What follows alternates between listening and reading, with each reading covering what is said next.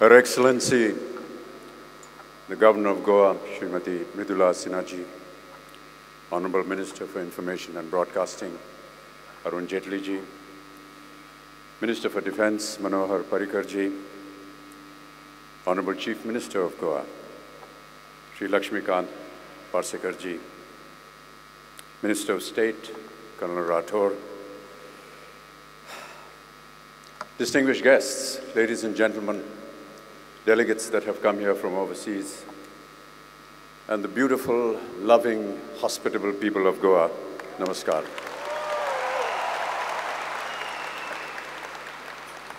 It is indeed a great honor for me to be here today, and I'd like to thank the organizers of the festival for inviting me today here as the chief guest.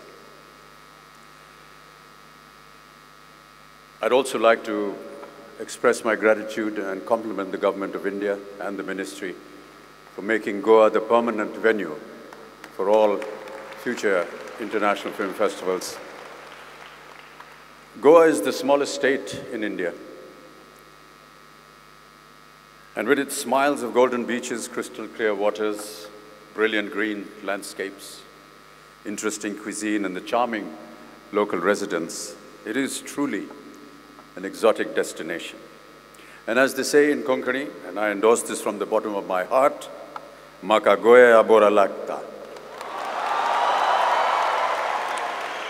which to those who are uninitiated in the language, it means I love Goa. For me personally, Goa holds extremely precious memories. My links with this beautiful state go back to my very first film, Saath Hindustani, that was shot here and revolved around the theme of nationalists who slip into Portuguese-occupied Goa to raise patriotic sentiments and hoist the Indian flag. I have, of course, since shot many films here, many memorable occasions, not just in my profession, but also have been visiting Goa personally, and my connections with Goa indeed are very special. In many ways, ladies and gentlemen, Goa is a miniature reflection of India's antiquity and diverse cultures. It encases, like the rest of our country, a tremendous sense of unity in diversity. Goa's checkered history is immense. From rock art engravings, which were testimony of traces of early human life in India, the Indo-Aryan migrants that came here, which formed the very base of early Goan culture, being part of the 3rd century BC, or to be more correct today, BCE, which is before the Common Era, Mauryan Empire ruled by the Buddhist Emperor Ashoka, it being controlled during the 2nd and 6th century BC by southern Silharas of Konkan, later the Bhojas of Gujarat, the Chalukyas of Badami, who patronized Jainism, to 1469 and the Bahami Sultans of Gulbarg, and after its crumbling, falling into the hands of the Portuguese, who ruled over it for 4.5 centuries. This part of the country has seen it all. Goa's multicultural, inclusive, and pluralistic ethos reflects a gamut of India's larger cultural values and political and social concerns that have been reflected in our cinema for over 100 years. The largest industry in the world, now marking its centenary, Indian cinema expands much beyond the confines of the Hindi language populous cinema. We have productions in regional tongues such as Tamil, Telugu, Kannada, Malayalam, Marathi, Punjabi, Bhojpuri, Assamese, Uriya, Bengali, and of course, Konkani. The so-called parallel cinema, or the art house cinema, has also existed in various languages, prominently through one of our most celebrated film directors, Satyajit Ray. Then there's the emerging independent cinema that is slowly making an impact on English-speaking metropolitan audiences, all of them, by and large, specifically rooted to a pan-India identity with common sensibilities and principles. Ladies and gentlemen, art was traditionally confined to paintings and writings in our country. until people were introduced to the silver screen in the year 1913. Our early filmmakers comprehended the immense power of the screen, and soon the medium was accepted as a popular platform to voice several societal concerns. India's very first film, Dada Saheb Phalke's Raja Harishchandra, discovered its theme from the great Indian epic, the Mahabharata. It espoused the belief that truth always triumphs. And those of you that know the story of Harishchandra will endorse that he sacrificed the life of his entire family in the pursuit of truth. Thus, from the very early years of silent films, Indian cinema developed an admirable ability to converge on different facets of life. Dhirendranath Ganguly's Bilet Firet, or England Returned, directed and produced by him in the year 1921, was in Bengali. It was telling a vehicle that got the audience to think of a tricky situation, a social situation, where natives blindly imitated their foreign rulers and created fresh problems for themselves. In 1925, Babu Rao Painter made Savkari Pash, or the Indian Shylock. This was made in Marathi by the Maharashtra Film Company in Kolhapur, which painted an extremely realistic picture of the country's rural poor who were subjected to feudal oppression, poverty, and hunger. Perhaps it is still the most outstanding film of the silent era, where V. Shantaram and Kamala Devi enacted the roles of the oppressed farmer and the wife. In 1926, India boasted 300 cinemas, just 300 cinemas, and countless traveling bioscopes.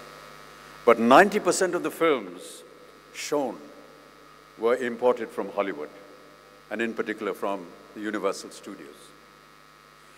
Himanshu Roy, one of India's pioneering filmmakers, wanted to change this. With his enthusiasm and passion, our cinema soon received a fresh impetus that came all the way from Germany. Today, Franz Osten is hardly ever mentioned in film history books, but he remains a precursor in the development of cinema in our country in association with Himanshu Roy. They took feature films out of the studios, out into the world, giving their creations an authentic quality by combining documentary techniques with the narratives drawn from the myths and legends of ancient India. 70 years before Bertolucci's Little Buddha, Austen and Roy gave Western audiences a keen insight into Indian philosophy. Post the World War, the First World War and its horrors, most European countries experienced not only an introspective mood, but were also affected by severe political and cultural isolation. This led to recession, unemployment, endless queues outside Salvation Army kitchens, and political radicalization. People were impoverished, not only socially and politically, but also intellectually and morally. In the trenches of Verdun and Somme, many soldiers lost faith in the culture of the West. In the aftermath, in 1922, Hermann Hesse published his Western equivalent to Buddhism. It was called Siddhartha. Bertolt Brecht showed his interest in Buddhist philosophy in his book of Transformations. And the several other European thinkers shared the longing for India and her eternal message of peace and nonviolence. Franz Osten and Himanshu Roy's silent films, therefore, were of great significance, telling Indian stories about the life of Buddha in the Light of Asia, released in 1925. They also drew from the great collection of Indian myths and legends, and like Phalke, used the Mahabharata as the base for the Throw of Dice, a film that was released in 1929. Slowly but surely, our cinema developed a unique language that combined philosophical preoccupations and patriotic fervor. Films like Jogan, Guide, and much later, Lage Raho Munna Bhai, spread over several decades look forward to the theme of personal evolution and spiritual emancipation. Nationalistic ideals were an integral part of our early silent films. Uday Kal, starring V. Shantaram in the role of Shivaji, caught the eye of the British censor, who rightly sensed an attempt to disguise modern-day feelings of patriotism with a historical theme and came down heavily on the release of the film. Another early-day film, Bhakt Vidur, met with similar disapproval when the British censors felt that the character of Vidur was too closely modeled to Mahatma Gandhi and spoke suspiciously patriotic dialogue, which was too contemporary for comfort for them. During the 30s and the 40s, once our movies learned to talk, several filmmakers tried to reflect tough collective issues or used India's struggle for independence as a backdrop for patriotic plots. The early day vigil seems to have been relaxed a bit by the 1940s when British censors allowed composer Anil Biswas and lyric writer Pradeep to get away with the highly volatile song, which I'm sure many of you will remember, कि आज हिमालय की चोटी से हमने ये ललकारा है, दूर हटो ए दुनिया वालों, हिंदुस्तान हमारा है. We have shouted from Himalayan heights today, get away, O citizens of the world, India belongs to us. By 1952, Anand Mat, an epic saga based on the novel by Bankim Chandra Chattopadhyay, showcasing the planned conspiracy behind and against British rule in Bengal during the famous Bengal famine, became a runaway hit. Later, other films, including Shaheed, Border, Lagan, Swadesh, Rang De Basanti, Laksh, took forward the patriotic spirit with unequivocal zeal. Mani Ratnam's film Rojak, 1992, was perhaps the first film to introduce terrorism into Indian cinema and reflected sensitively on the common man's plight. Later, films like Drohkal, Machis, and more recently, Vishal Bharadwaj's Haider, set in contemporary Kashmir, have also mirrored this theme with great poignancy. In the 1990s, while Gandhiji was already working for the upliftment of the untouchables, Niranjan Pal penned the script of Achut Kanya, released in 1936, that dealt with a Dalit girl falling in love with a Brahmin son. Bimal Roy also reflected on this theme of an untouchable girl losing her heart to a boy above her social status and caste in the film Sujata, which was released in 1959. And as late as 2001, Kabhi Khushi Kabhi Gham, a huge box office success, dealt with class divide, the elite versus the proletariat. In the initial lot of films released immediately after independence, and this is something worth noting, policemen and judges who had come to represent the moral authority of the state, they acquired a new gravitas. The courtroom became sacred as a social temple where truth could never be denied or compromised with. A morally erring judge could himself be indicted in court, as was essayed in the film Awara way back in 1951. Other motives of importance included secularism as early as 1943, when it became evident that Hindus and Muslims would have to live together in independent India. Mehboob Khan's Najma and Humayun, released in 43 and 45, are good examples, as is the classic M.S. Satyu's Garam Hawa, both released in 1982. Muzaffar Ali's Bazaar and Nikah, Anjuman and Sayyid Akhtar Mirza's Salim Langde Per Matro also ruminated on communal concerns centered on Muslim families. Then, ladies and gentlemen, came agrarian unrest and land reform in the late 40s and 50s, led by Chetan Anand's Neecha Nagar in 1946, Bimal Roy's classic Do Bigha Zameen in 1953 that came, and Mehboob Khan's Mother India in 1956. And we can never forget the image of the virtuous mother who did not think twice before gunning down her own son in order to protect a village girl's honor, and it became the iconic as the years went by. Another iconic symbol emerged in the characters Raj Kapoor developed. He developed it on the basis of Charlie Chaplin's Tramp. In Shri 420 and Anari, he adopted the role of everyman who recognized the innate corruption in our society. Yet, his optimism never failed. And when he sang, "Kisi ki muskurahaton pe ho nisar, kisi ka dard mil sake to le udhar, kisi ke vaste ho tere dil mein pyar, jeena isi ka naam hai." Our eyes never failed to shed a wealth of tears. To those of you who are uninitiated in the Hindi language, the English transcription is, lose yourself completely in someone's smile, borrow someone's sorrow, and walk that extra mile. Fill your heart with love for someone for a while, for that's what living is all about. If popular perception is any indicator, then a major part of the social transformation in India can be attributed to cinema's potentially reformist character. Our cinema continues to explore many diverse themes through the popular medium of entertainment. It imparts information, projects aspirations, helps to nurture harmony.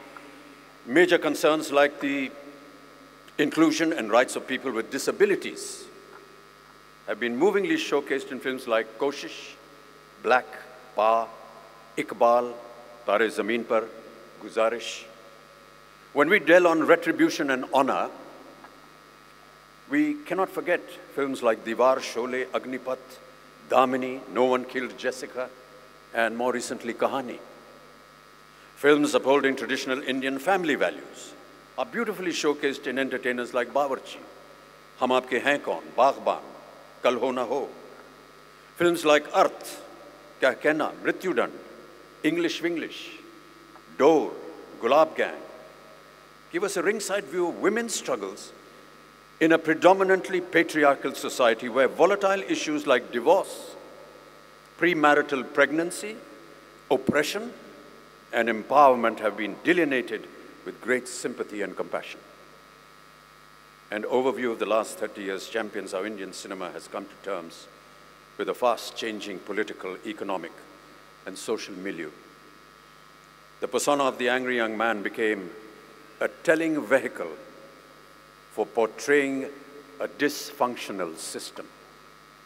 Yet, good always dominated over evil, despite enormous social and economic contradictions in larger-than-life, climactic, and cathartic climaxes.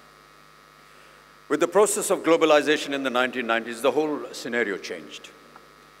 Women, once barred from being allowed to work in films, the men taking on their parts, became representatives in cinema of great sensitivity and substance. Girls today, ladies and gentlemen, are far more conscious of their rights, far more outspoken, liberated, and independent. Today, women in our films reflect their reality, their confidence, independence, and their ability to walk and work shoulder to shoulder with men.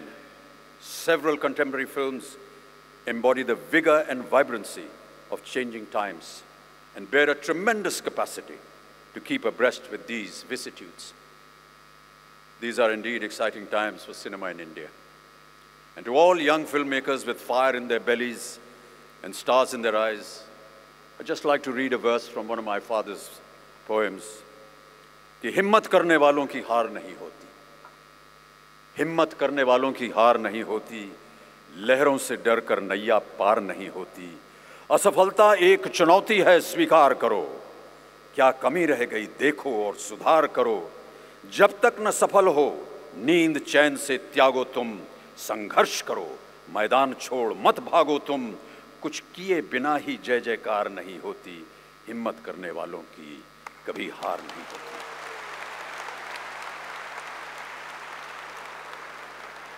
Ladies and gentlemen, if the world If the world is a village, we, this fraternity, are the custodians of its stories.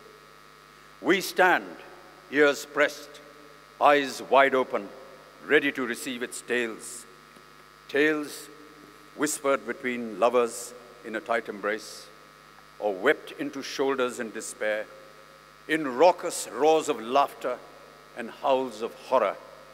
We stand steadfast, gathering, and then molding these stories before we set them free, where, like many little stars in the night sky, humanity may look upon them with wonderment, and in them find familiar fragments of their hearts.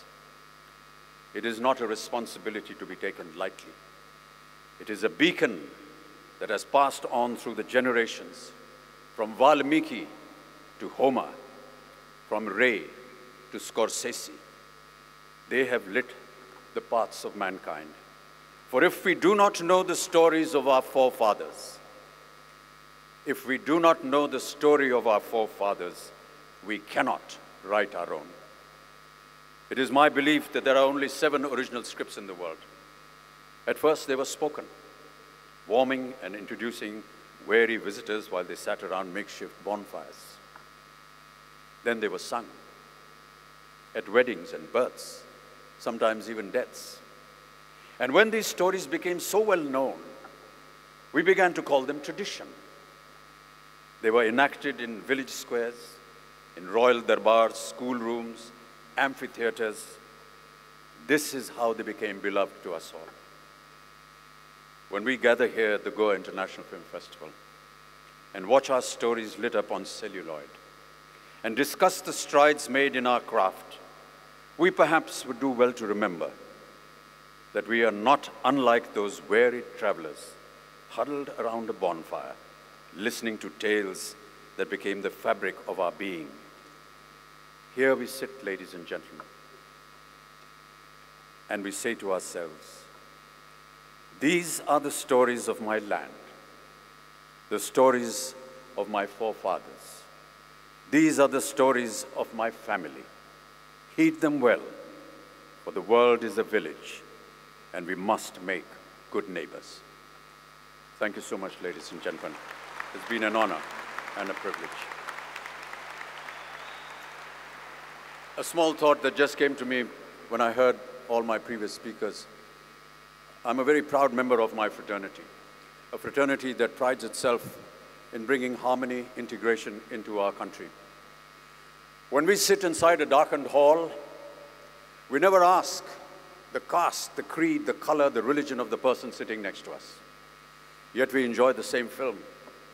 We laugh at the same jokes. We cry at the same sentiment. We sing the same songs. In this fast, disintegrating world of ours, where will you find such a beautiful example of human integration than inside a cinema hall? We need to preserve this, and we need to further this cause for all our generations to come. Indian cinema and Indian popular cinema has often been ridiculed, often been the subject of great criticism, but I'm happy to see that finally it is finding its way into the international field. I once talked to a Russian fan of mine when I was visiting Moscow, and I asked him, what is it that you find in our films?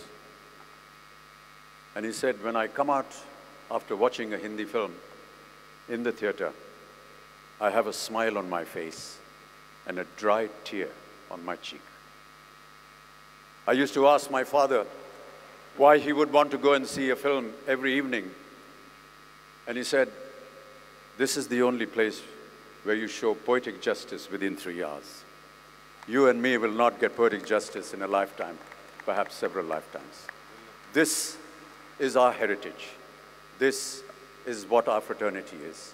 We need to preserve it and wish it all the very best. Thank you so much, ladies and gentlemen.